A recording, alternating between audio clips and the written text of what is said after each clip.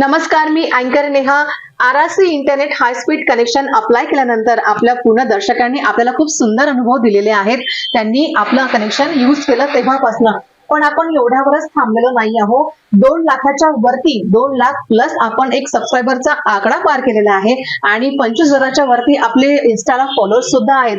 एवढ्यावर पण आपण थांबलेलो नाही आहोत. तर आता इंटरनेट हाय स्पीड प्रायव्हेट लिमिटेडनी मजल मारलेली आहे, ती म्हणजे प्रत्यक्ष दर्शकांच्या घरात आपण तेवढ्या स्पीडनी गेलेलो आहोत. आणि आपल्यासोबत आता आहेत जवाहरनगर मधल्या मेकअप आर्टिस्ट प्रतिभा काकडे मॅडम म्हणून. त्यांचं जवाहरनगरला सलॉन आहे आणि आपण थेट आपल्या हॅपी कस्टमर सोबत गप्पा मारणार आहोत. नमस्कार मॅडम, आरआरसी मध्ये आपलं स्वागत आहे. कसा अनुभव आला मॅम तुमचा RRC internet high speed connection apply केलं तेव्हापासून? नमस्कार, मी प्रतिभा काकडे. माझं ड्रीम गर्ल सलून आहे आणि मला खूप छान अनुभव आलेला आहे. मी खूप हॅपी पण आहे आरआरसी इंटरनेट कनेक्शन घेतल्यामुळे आणि बरेच काही प्रॉब्लेम सॉल्व्ह झालेले आहे. मी खूप हॅपी आहे आणि तुम्हाला मी सजेस्ट करणार आहे की आरआरसी घ्या म्हणून, आणि सगळ्यांना घ्यायलाच पाहिजे. सगळे प्रॉब्लेम सॉल्व्ह होतील. मी तर खूप हॅपी आहे. नमस्कार. बघितलं मित्रांनो, आपल्या हॅपी कस्टमरच्या प्रतिक्रिया आपण थेट दर्शकांपर्यंत पोहोचवत आहोत. आणि ना रिचार्जची भानगड, ना डाटा पॅक संपण्याचं टेन्शन. आमच्याकडे आहे आरआरसी ब्रॉडबँड कनेक्शन. तुम्ही घेताय ना वर्षाचा नवा प्लॅन, आणि खाली एक नंबर दिला जाईल, त्या नंबरवरती मला संपर्क साधा आणि थेट अँकर नेहा सोबत म्हणजे माझ्यासोबत बोलण्याची आणि भेटण्याची संधी सुद्धा तुम्हाला मिळेल. नमस्कार.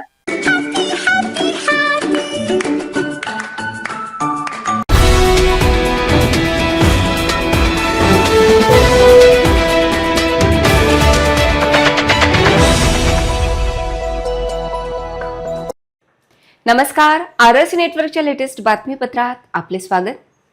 अशा आहेत आजच्या हेडलाईन्स. हेडलाइन्स प्रस्तुत करता the smart electronics mall, MV sales, Kholeshwar road, Akola. अच्छा प्रोडक्ट, अच्छी क्वालिटी.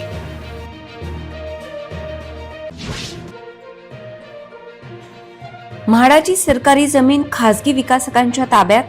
म्हाडा रहिवाशींची झोप उडाली. ड्रेनेज केली ब्लॉक.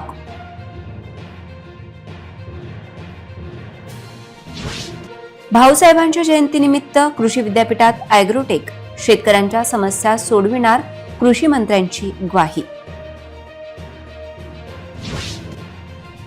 महापालिकेचे अतिक्रमणाकडे दुर्लक्ष का, जनतेचा प्रश्न. अतिक्रमण काढणाऱ्या एजन्सीला फुकटचा पैसा देणे सुरू. हिवाळ्यात अवकाळी पावसाचा तडाखा. सामान्य जनतेचे आरोग्य झाले बाधित. इंग्रजी वर्षाला निरोप देताना रात्री मंदिर उघडे राहणार. नव्या वर्षाच्या पहिल्या दिवशी शेगावात भक्तांची मोठी गर्दी. आता सविस्तर बातम्या.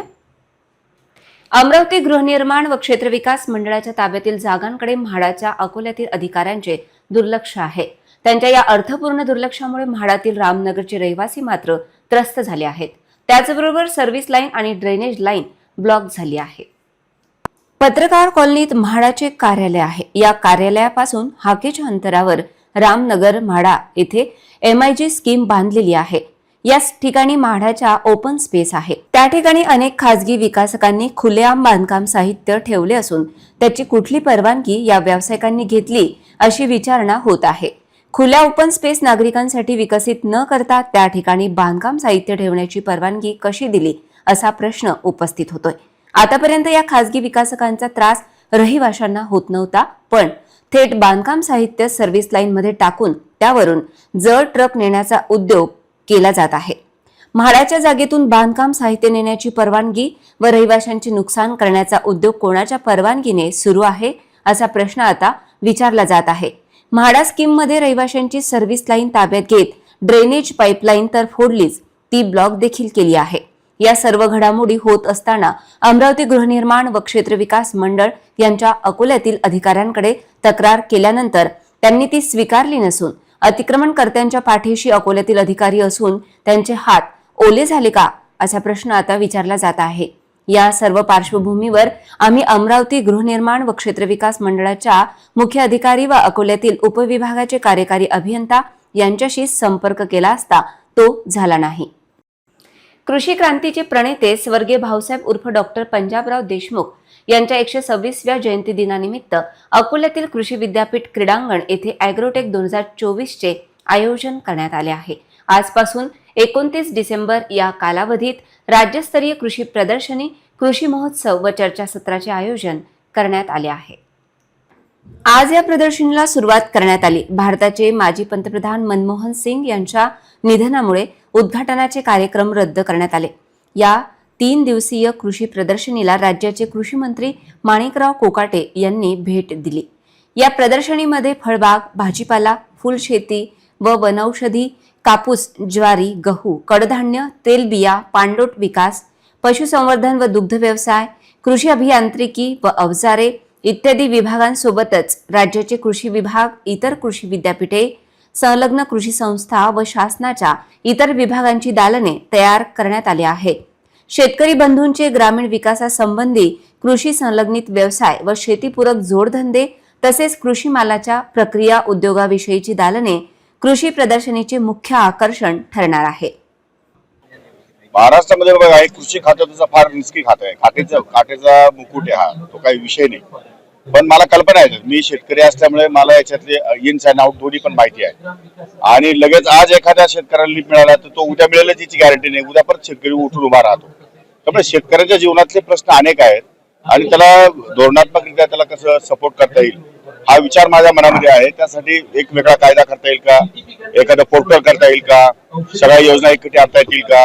कारण आता कृषी विभागाच्या किती योजना आहेत, किती लोकांना बेनिफिट मिळालेला आहे, किती टक्के बेनिफिट मिळालेला आहे आणि तो खऱ्या अर्थाने बेनिफिशियरी आहे की नाही हे सगळं मला तपासून बघायचं आहे. मी अजून तपासून बघितलेलं नाही. पण यातून चांगला मार्ग आपल्याला काढायचा आहे आणि शेतकऱ्यांना 100% कुठल्याही परिस्थितीमध्ये हे युती सरकार आधार देईल अशा प्रकारचं काम आपल्याला येत्या काळात उभं करायचं.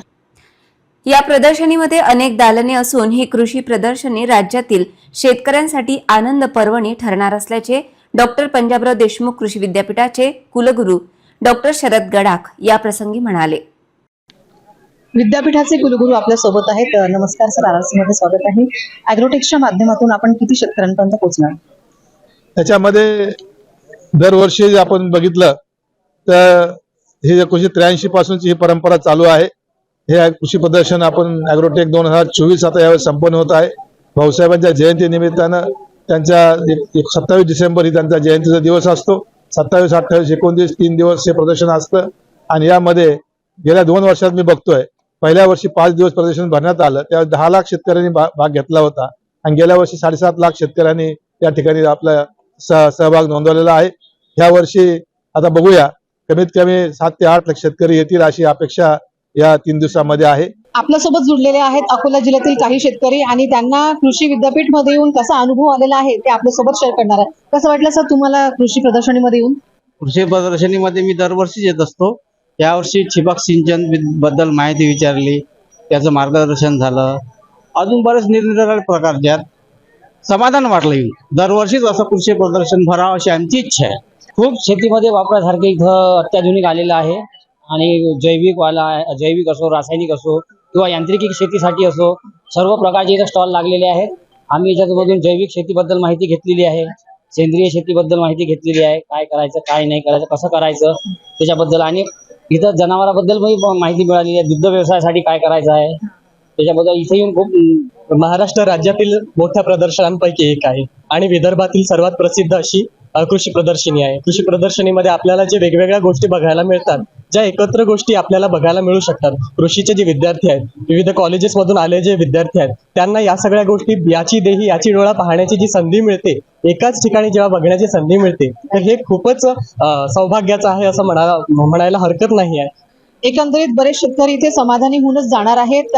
रासायनिक शेती असो की सेंद्रिय खत असो किंवा कुट्टी ढेप याच्यापासून जेही त्यांना आवश्यक, ज्या शेतकऱ्यांसाठी ज्याही गरजा इथे असतील त्या फक्त इथे कृषी विद्यापीठ मध्येच पाहायला मिळत आहे. आणि मी पण तुम्हाला आवाहन करेल, पण तुम्ही पण एक दिवस इथे नक्कीच भेट द्या. 3 दिवसाची प्रदर्शनी आहे, एक दिवस तर इथे नक्कीच भेट द्या. महापालिकेने नियुक्त केलेल्या एजन्सीकडून अतिक्रमण काढले जात नसल्याची ओरड नागरिकांची आहे. त्यामुळे या एजन्सीला नाहक पैसे का देण्यात येत आहेत अशी विचारणा आता होत आहे. या सर्व पार्श्वभूमीवर महापालिकेने या एजन्सीच्या कामाचा आढावा घेत त्यांचे काम बंद करण्याची मागणी समोर येत आहे. शहरातील रस्ते व चौक अतिक्रमणाच्या विळख्यात सापडले असून वाढत्या अतिक्रमणामुळे रस्त्याची रुंदी किती आहे आणि रस्ते किती रुंद आहेत ही बाब नागरिकांच्या समजण्यापलीकडे गेली आहे. या अतिक्रमणाला आळा घालण्यासाठी महापालिकेने अभिकर्त्याची नियुक्ती केली आहे. परंतु शहरातील अतिक्रमणाची समस्या दूर झाली की काय याप्रमाणे महापालिकेचा अतिक्रमण विभाग झोपेत असल्याचे दिसून येत आहे. लोकसभा निवडणुकीच्या पूर्वीपासून अतिक्रमणाची कार्यवाही थांबली आहे. शहरातील चौकात व मुख्य रस्त्यांवर अतिक्रमणाचा घट्ट विळखा बसला आहे. परिणामी अतिक्रमणाने मुख्य रस्ते गिळंकृत केले असून वाहने चालवावी तरी कशी अशी मोठी समस्या निर्माण झाली आहे. अतिक्रमण विभागाकडून अभिकर्त्याच्या मनुष्यबळाचा वापर करून शहरातील अतिक्रमणाची समस्या निकाली काढणे अपेक्षित होते. परंतु दैनंदिन कारवाईच्या नावावर केवळ देखावा केला जात असून हे कर्मचारी जबाबदारी निभावत असल्याचा देखावा निर्माण करीत आहेत. ही बाब पाहता आयुक्त यांनी देयके अदा करताना अभिकर्त्याला कामाच्या जबाबदारीची जाणीव करून देणे अपेक्षित आहे. 70 लाखाहून अधिक रुपये खर्च करून भाटे क्लबच्या मैदानावर हॉकर झोन उभारण्यात आले. हॉकर झोन अजूनही रिकामे असून रस्त्यावर व्यवसाय करणारे फेरीवाले जागा सोडण्यास तयार नाहीत. ही बाब पाहता नियुक्त केलेल्या एजन्सीकडून अतिक्रमण निर्मूलन का करून घेतले जात नाही असा सवाल उपस्थित होत आहे. आज थंडीत पडलेल्या अवकाळी पावसाने शहरवासियांना त्रस्त केले असून नागरिकांना दमा, खोकला यासह त्वचेच्या विविध आजारांचा सुद्धा त्रास सहन करावा लागत आहे. थंडीमुळे नागरिकांमध्ये ड्राय स्किनचे प्रमाण प्रचंड वाढेल. थंडीमध्ये दम्याचे रुग्ण, लहान मुले आणि वृद्धांनी जास्त काळजी घेण्याची गरज असते. ॲलर्जीचे प्रमाणही वाढते. डिसेंबरच्या दुसऱ्या आठवड्यात मागील काही दिवसांपासून वातावरणात गारठा आणि हुळहुळी वाढल्याने थंडीपासून बचाव करण्यासाठी शेकोट्या पेटू लागल्याचे दृश्य पाहायला मिळत आहे. पण मधातच पावसाने आज आगमन केल्याने वातावरणात चांगलाच गारवा निर्माण झाला आहे. या पावसामुळे पुढील काही दिवस हवेत गारवा वाढणार असून थंडीचा त्रास होण्याची भीती व्यक्त केली जात आहे. या थंडीचा कडाका जास्तच जाणवत आहे. थंडी व गारठा वाढल्यामुळे उबदार व लोकरीचे कपडे विकणाऱ्या दुकानात ग्राहकांची गर्दी दिसू लागली आहे. सध्या तापमानात घट झाल्याने थंडी व वातावरणात गारठा निर्माण झाला आहे. लोकशाहीत सामान्य जनतेचा थेट संवाद आता मंत्र्यांसोबत होत आहे. ॲग्रोटेकमध्ये आलेल्या महिलेने थेट कृषी मंत्री माणिकराव कोकाटे यांच्याकडे कैफियत मांडली आणि ती सोडविण्याचे तितकेच महत्त्वाचे आश्वासन कृषी मंत्र्यांनी दिले. राज्यस्तरीय ॲग्रोटेक कृषी प्रदर्शनात कृषी मंत्री माणिकराव कोकाटे विविध स्टॉलचे निरीक्षण करत होते. तेव्हा एक वृद्ध महिला मंत्र्यांकडे धावून आली आणि निवेदन करण्याचा प्रयत्न केला. सुरक्षा रक्षकांनी तिला रोखण्याचा प्रयत्न केला, पण मंत्र्यांनी तिला थांबवले आणि तिचे निवेदन ऐकले. त्या वृद्ध महिलेने राज्यातील शेतकऱ्यांना 24 तास वीज पुरवठा, कापूस, सोयाबीन आणि तूर या पिकांना योग्य भाव मिळावा आणि या पिकांवर आधारित प्रक्रिया उद्योग जिल्ह्यात उभारण्याची मागणी केली. नामदार कोकाटे यांनी तिचे निवेदन गांभीर्याने घेतले आणि समस्या सोडवण्याचे आश्वासन दिले. महायुती शासन शेतकऱ्यांना न्याय देण्यासाठी कटिबद्ध आहे असे कृषी मंत्री माणिकराव कोकाटे यावेळी म्हणाले. आपले म्हणणे ऐकून घेतल्याचे समाधान वृद्ध महिलेच्या चेहऱ्यावर झळकले. इतरही घडामोडींचा आपण आढावा घेणार आहोत, मात्र छोट्याशा विश्रांतीनंतर. सगळीच प्रदर्शनं आपण बघितली आहे, कपड्यांची बघितली आहे, ज्वेलरीची बघितली आहे, वेगवेगळी प्रदर्शने येत असतात. परंतु पर्यावरणपूरक प्रदर्शन, इको एक्झिबिशन ही संकल्पना राबवणं अकोल्यात बरीच चर्चा झाली आहे. तर कसं काय शक्य झालं? सुरुवात नेहमी छोटीच होते. तर पहिल्यांदा जेव्हा सुरुवात केलं तेव्हाही एक 7-8 स्टॉल्स वगैरे असं करूनच इको एक्झिबिशनची गरज ह्यासाठी भासली की आपण प्लास्टिक, सिंगल यूज प्लास्टिक असो किंवा जे आपल्या घरच्याही गोष्टीत पहा, खूप प्लास्टिक किंवा अशा गोष्टी वापरतोय ज्या बायोडिग्रेडेबल नाहीत.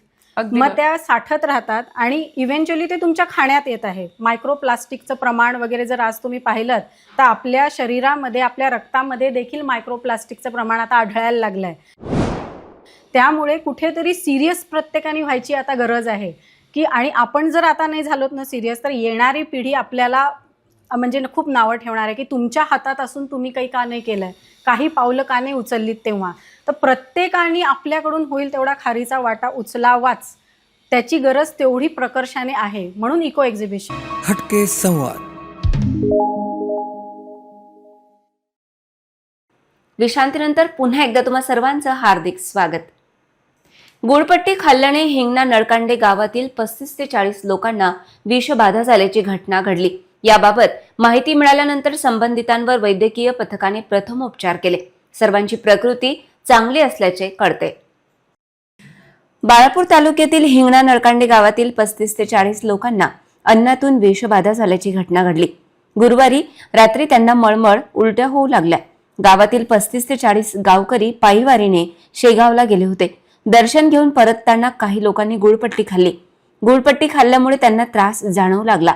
मोठ्या प्रमाणात अन्नातून विषबाधा झाल्याची माहिती मिळाल्यामुळे वैद्यकीय पथक गावात पोहोचले. त्यांनी प्रथमोपचार केले. आता त्यांची प्रकृती चांगली असल्याचे कळते. एवढ्या मोठ्या प्रमाणात लोकांना त्रास झाल्याने गावात खळबळ उडाली होती.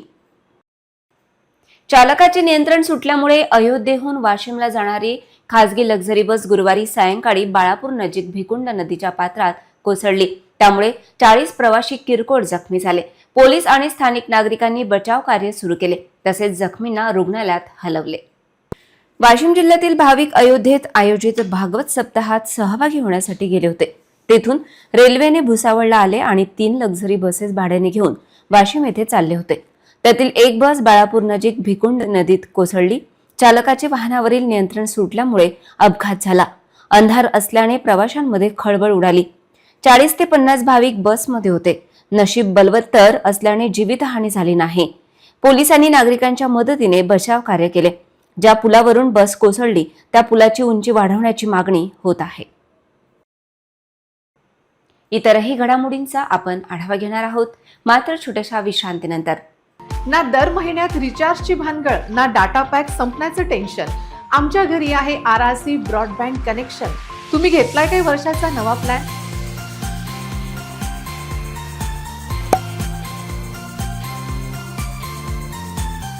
विश्रांतीनंतर पुन्हा एकदा तुम्हा सर्वांचं हार्दिक स्वागत.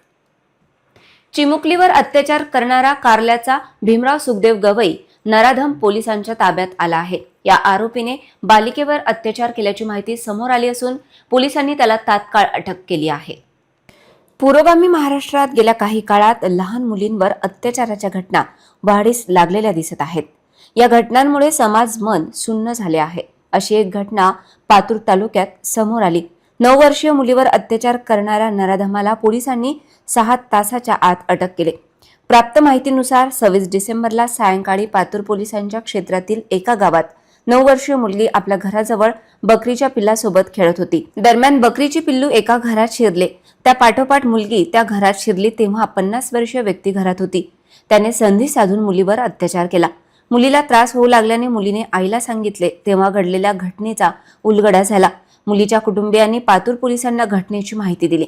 पातूर पोलीस स्टेशनचे ठाणेदार धोपेवाड यांच्या मार्गदर्शनात उपनिरीक्षक मेश्राम यांनी आरोपीला पकडण्यासाठी शोध सुरू केला.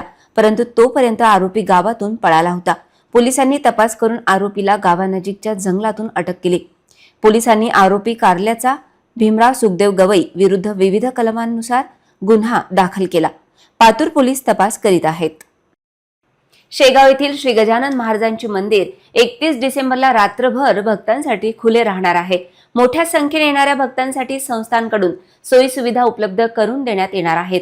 त्यामुळे भाविकांना दर्शनासाठी विलंब होणार नाही. मावळत्या वर्षाला निरोप आणि नववर्षाच्या स्वागतासाठी भाविक संत श्री गजानन महाराजांच्या दर्शनासाठी मोठ्या संख्येने येतात. त्यामुळे 31 डिसेंबरला रात्रभर मंदिर उघडे राहणार आहे. संस्थांकडून ही माहिती देण्यात आली. ख्रिसमसच्या सुट्टीमध्ये श्री गजानन महाराजांच्या दर्शनासाठी भाविक येत असतात. तसेच नववर्षाच्या स्वागतासाठी देखील भाविक वाहनांनी पायी वारीने शेगाव येथे पोहोचतात. शेकडो दिंड्या संत नगरीमध्ये दाखल होतात. प्रत्येकाला दर्शन घेता यावे या उद्देशाने श्रींचे समाधी मंदिर दर्शनासाठी रात्रभर उघडे राहणार आहे. संस्थांद्वारा भक्तांना दर्शनासाठी सुविधा उपलब्ध करून दिली जाणार आहे. प्रसादालयात सर्व भक्तांच्या भोजनाची व्यवस्था राहणार आहे. भाविकांसाठी दर्शनबारी, श्रीमुख दर्शनबारी, महाप्रसाद, पारायण मंडप, श्रींची गादी, औदुंबर दर्शनाची व्यवस्था राहील. भक्तांसाठी भक्तनिवास नियमानुसार उपलब्ध राहील, ज्यामुळे नववर्षाच्या आरंभी भाविक चांगल्या प्रकारे दर्शन घेऊ शकतील आणि महाप्रसाद घेऊन नववर्षाचा आरंभ उत्तम प्रकारे करू शकतील. पुन्हा एक नजर टाकूया आजच्या प्रमुख घडामोडींवर. हेडलाइन्स प्रस्तुत करता the smart electronics mall, MV sales, Kholeshwar road, Akola. अच्छा प्रोडक्ट, अच्छी क्वालिटी.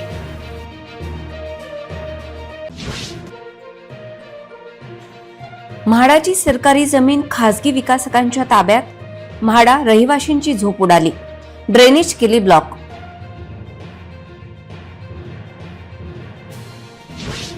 भाऊसाहेबांच्या जयंतीनिमित्त कृषी विद्यापीठात ॲग्रोटेक, शेतकऱ्यांच्या समस्या सोडविणार, कृषी मंत्र्यांची ग्वाही. महापालिकेचे अतिक्रमणाकडे दुर्लक्ष का, जनतेचा प्रश्न.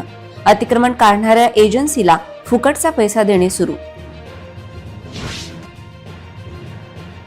हिवाळ्यात अवकाळी पावसाचा तडाखा, सामान्य जनतेचे आरोग्य झाले बाधित. इंग्रजी वर्षाला निरोप देताना रात्री मंदिर उघडे राहणार. नव्या वर्षाच्या पहिल्या दिवशी शेगावात भक्तांची मोठी गर्दी. बातम्यांसाठी तुम्ही पाहत रहा RRC न्यूज. 2 लाखांपेक्षा अधिक दर्शकांनी RRC डिजिटल अकोला हे युट्यूब चॅनल सबस्क्राईब केले आहे. तेव्हा तुम्ही कसली वाट पाहत आहात? तुम्ही पण सबस्क्राईब करा आणि बेल आयकॉन क्लिक करत RRCच्या बातम्या निरंतर पहा. तुमच्या मोबाईलवर नोटिफिकेशन मिळण्यासाठी सबस्क्राईब करा RRCचे युट्यूब चॅनल. लाईक आणि फॉरवर्ड करा RRC डिजिटल अकोलाचे हे न्यूज बुलेटिन. पुन्हा भेटूया लेटेस्ट बातम्यांसह नवीन बातमीपत्रात. तोवर नमस्कार.